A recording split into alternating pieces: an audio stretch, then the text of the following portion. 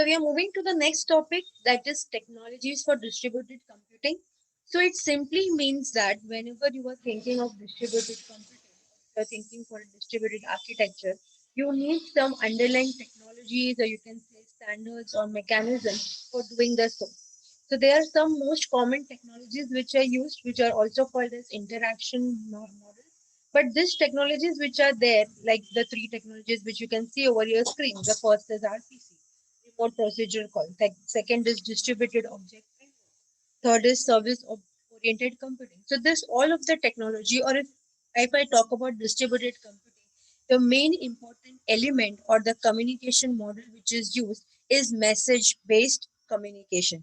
So here it simply means that there will be a single server, single receiver, and there is going to be a point to point communication between your client and server, and it will always make sure that there will be 100% sending of the message from client to server. So whatever is the medium, whatever is the channel for reading the message, it is going to be processed just once. But when it is going to process, it is going to be 100% processed. Like if the client is requesting something, okay, so the server is giving a response back. So whenever the server is giving the response back in the distributed computing environment, there is you are going to get acknowledgement. Here you are going to get a surety that whatever data you are asking for, or whatever data is to be received, is going to be guaranteed communication between the client and server. So message based communication simply refers that at a time there are going to be a single receiver, and there is going to be a point to point communication or end to end communication between the nodes, between the computers, between your clients and servers, and it is going to assure you that the data is going to be received successfully. So the interaction models which are mostly used are the three, and which are going to look into much in detail in each of them. So the very first is remote procedural call. Okay, in distributed computing, this is one of the most common technique which is used whenever we talk about communication mechanism, or whenever we talk about data to be sent over the network. So here it is usually used in a scenarios where your applications are going to be of type client server based, where one is going to be requesting all the time and another is something which is going to give the response back. So usually when we talk about remote procedural call, these are used in distributed environments when you have your application type which is client and server based. Okay, so here in this, the procedural call which is there, you cannot expect that it is going to be stored somewhere, or it is going to be in the same address space from where the calling procedure is being made. They both can be on the same system, or they can be on the different system with a network which is has to be very much strong, which is going to connect them. Okay, so here in procedure call which is being made, it is something not fixed, or it is not mandatory that it has to be stored in the address space of either client or either server. Any of them can save, or either both of them can save. The choice actually depends on them, that who want to save the calling procedure. The important thing in RPC is marshalling and unmarshalling, which is also called as demarshalling in other words. So basically, marshalling is something which is going to convert your parameters and it is going to return the values that is going to be accepted by the transportation network which you are going to use. Unmarshalling is exactly opposite of it. Okay, so here whatever you have convert the parameters, it is going to be you can say demarshal, or you can say it is going to be unmarshal again, and it is going to check back again the values which have been received. This is something which is very much important, and this is usually performed in RPC in runtime architecture. Okay, and both the client and server, it's not required that they are going to perform the same task. One will perform marshalling and another is going to perform demarshalling or unmarshalling. We are going to look into much in detail in the next slide, which will tell you much detail about the RPC steps.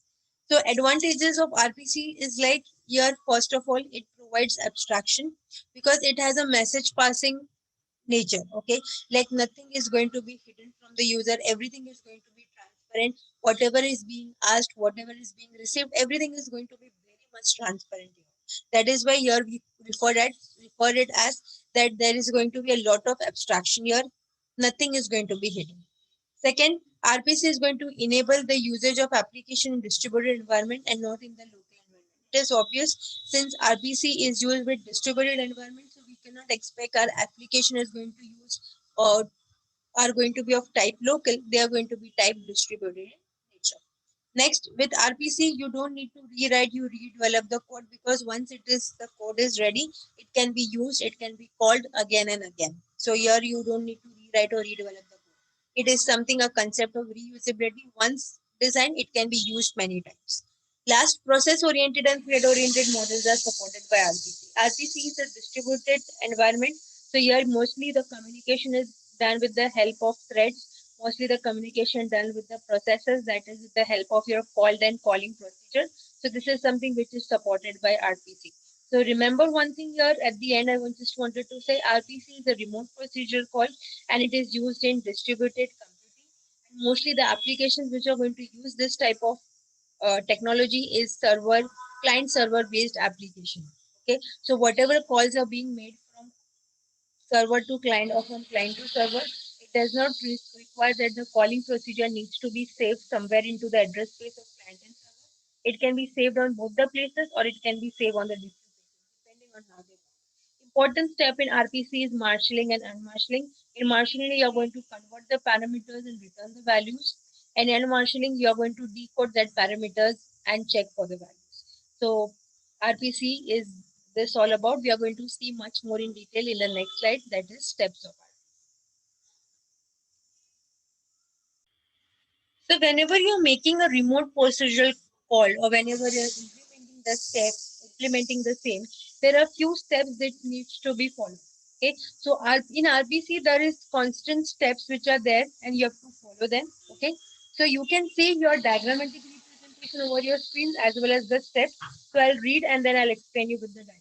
Okay, so the step number one, a client invokes a client stop procedure, passing the parameters in the usual way. The client stub resides within the client's own address space.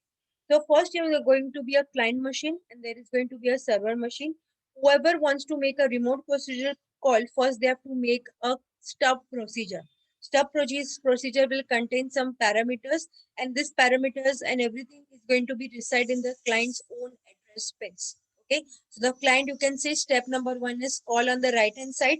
Okay, once the call is done, the step number two is pack. You can see, and that pack is nothing but marshalling. So the client stub is going to marshal the parameters, or you can say pack the parameters into a message.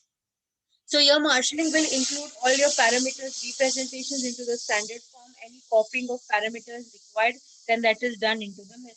So then step number two is packing. So first client made a call, then second step is the packing. You can see the arrow is going from call to pack. Next step number three, the client stub passes the message to the transport layer, which sends it to the remote server machine. So next, the third step is the client stubs the message which it has packed in step number two. It is going to send that message over the transport layer, and it is going to be sent to the remote server machine. Okay. Step number four, on the server. Okay, the transport layer passes the message to the server, which unmarshals it. Okay, unmarshal there simply means what? It is going to do the unpacking. You can see from send, the call packet has gone to the server. Okay, it has been received by the server, and now it is in the state of unpacking. Okay, so the parameters, the calls which are there, everything, the regular procedure mechanism, everything is going to be unpacked. So it is just like that client has parceled something and sent to the server, and server is now opening the parcel and it is checking whether everything is correct or not. So that is all about your marshalling, and that is all about your unmarshalling. Okay, so your first four steps are done on the client end, where the client will first make a call along with the parameters. The parameters which are there, it is going to be converted into the messages, which is going to be uh, in the standard form, and any copying from parameter to message to be done will done here. Once it is done, it is going to be sent over the transport layer, and it is going to be sent to the remote server machine. On the server machine, it is going the packet which is being sent, it is going to be received, it is going to be unpacked, that is nothing but unmarshalling. So your step number five, whenever server procedure completes, it returns the server stuff.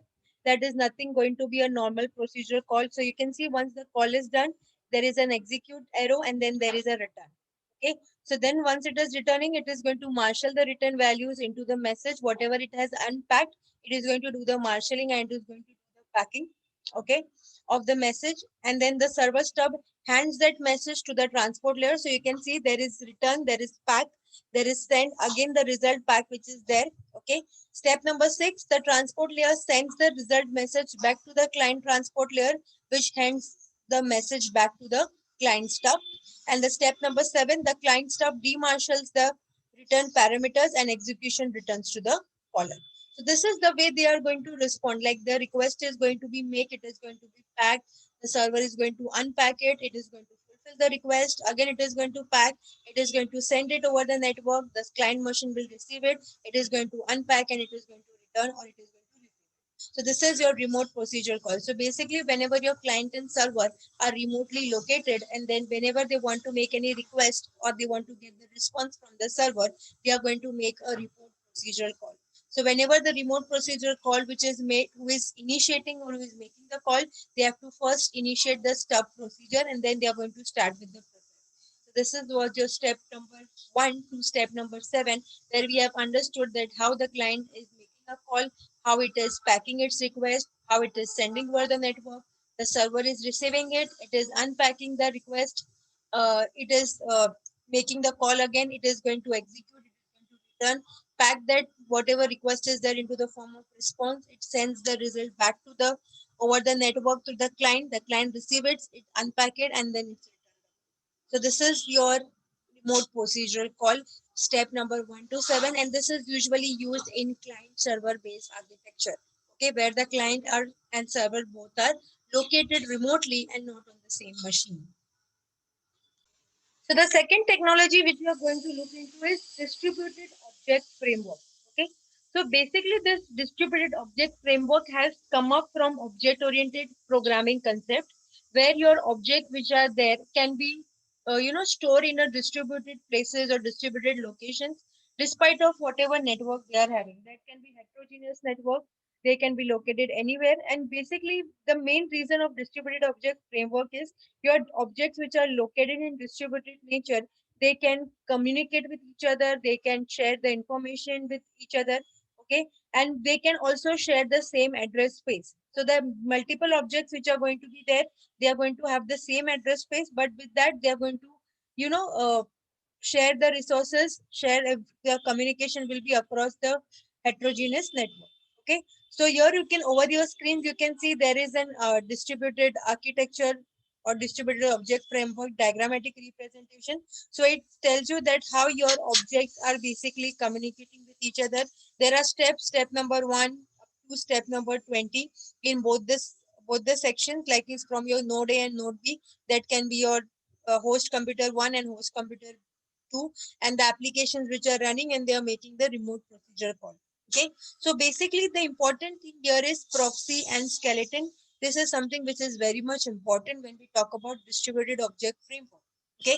Because the several processes are always going to maintain the skeleton component, which is going to execute the methods which are remotely there, or you can say remotely invoked, while the clients are going to maintain the proxy component. Okay. So which is going to help them to host the environment to remotely invoke the methods with the help of proxy interface. So proxy and skeleton are something which is very much important when I talk about distributed object framework. And this is something which will help them to communicate. They will help them to make the information available across the distributed platform, and the work is usually done in that manner. So you can say that whenever we talk about distributed environment, the main role is allowing the objects to access the data, allowing them to invoke the methods on the remote objects. So basically, we usually use this as a concept of the proxy and skeleton, or you can also call it as stub and skeleton. Other words, if you want to talk about this. So mostly the stub or proxy which is there, it is going to always reside on the client side. Okay, and they are going to participate as a distributed object from the client end. Okay, so stub basically act as a gateway for client side objects, and all the outgoing requests which are made to the server side objects are going to be routed. Okay, so the stub basically going to do what? It is going to wrap the client object request. Okay, whatever communication channel or medium is to be added, that will be added between the client and server. And the stub which is there, which is also called as a proxy stub, it can be written manually or it can be generated automatically depending on the chosen communication. protocol which you want to have. Mostly we use TCP as a communication because that is something which is an end-to-end assurity. Next one, if I talk about skeleton, this is something which is done on the server side. Okay, so your participating server side will be in the distributed object communication is usually called as skeleton. Okay, so skeleton here it is going to act as a gateway for server side objects, and all the incoming client requests are going to route it.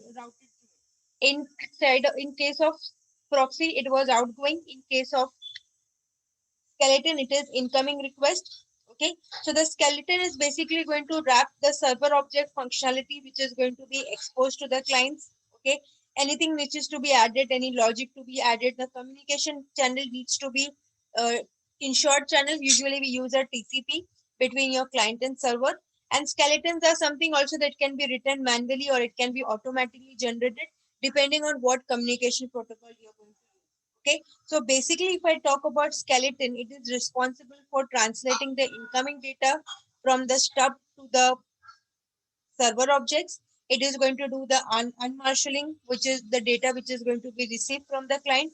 It is going to pass the arguments to the server object, okay, and it is going to pass the value back to the client stub over the network.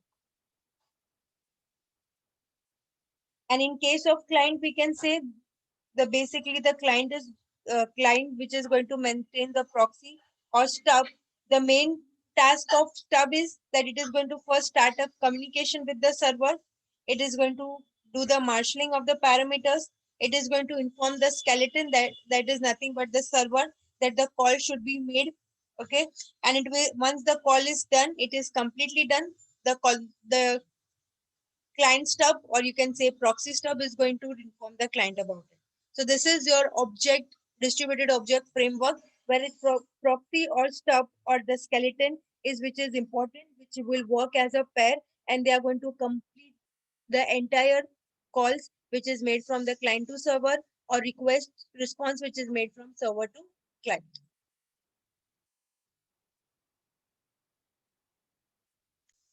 So we are going to take now few examples since we have understood the concept that what is distributed object framework. So the very first we are going to take an example is CORBA. Okay, so CORBA stands for Common Object Request Broker. Okay, so here it simply means that the request broker which is going to be used for making the request is going to be common. Okay, like there will be just one ORB platform through which the request is going to be made from the object interface and to the different applications which are going to be there.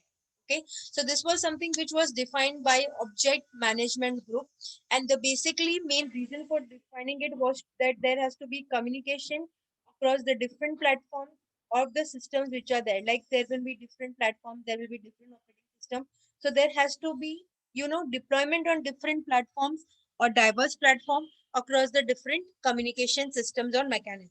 So basically this Corba, when we talk about it, is collaborating between different systems which are having different operating system. They have different programming language, and they have the different, you know, computing hardware. So when there is like between your client and server, there is a lot of you can say different hardware, different software mechanism which are there, and you want to have a common platform to communicate with this, because in that case you cannot expect that your client machine which has operating system that same has to be there on the server end. This is not possible. Client and server, if they are remotely located, both of them will have their own hardware and software resources, and both of them are going to be different most of the time. So you need something which is going to connect them. Even they have different operating system, they have different software applications, still you need something which can connect them, and that something is here is nothing but your Corba, which is going to help you to do the same. So if even if you have different operating system on both the end, the Corba is going to make collaborations between these systems which are running on different platforms. So basically this was introduced by OMG, as I've already told you before. So this is a cross platform and cross language interoperability among the distributed components. As we already know about distributed computing, in distributed computing, you are going to connect with different locations at single point of time. You are going to connect with different nodes, different clients, different servers. So you cannot expect that all of them are going to work with the same configuration, or all of them are going to have the same hardware platform. You cannot expect that, right? So there is going to be always cross platform, there is going to be cross inter language interoperability. There are many things if I talk about distributed, because in distributed you are connecting heterogeneous networks. Okay, so in heterogeneous network you cannot expect everything is going to be same, it is going to be different obviously. So you need a specification that will help you to connect, even though you're dealing with different platforms. So core by something which is going to help you the same. So it has an interoperation standard that will help you to work, and it will help you to communicate with the devices, with the nodes or different computing platforms when they are working on a different platform, although or architecture. So in the next lecture, we are going to start with the next topic, which is again example of distributed framework object, that is COM and DCOM. Okay, so that's it for the day. Thank you everyone.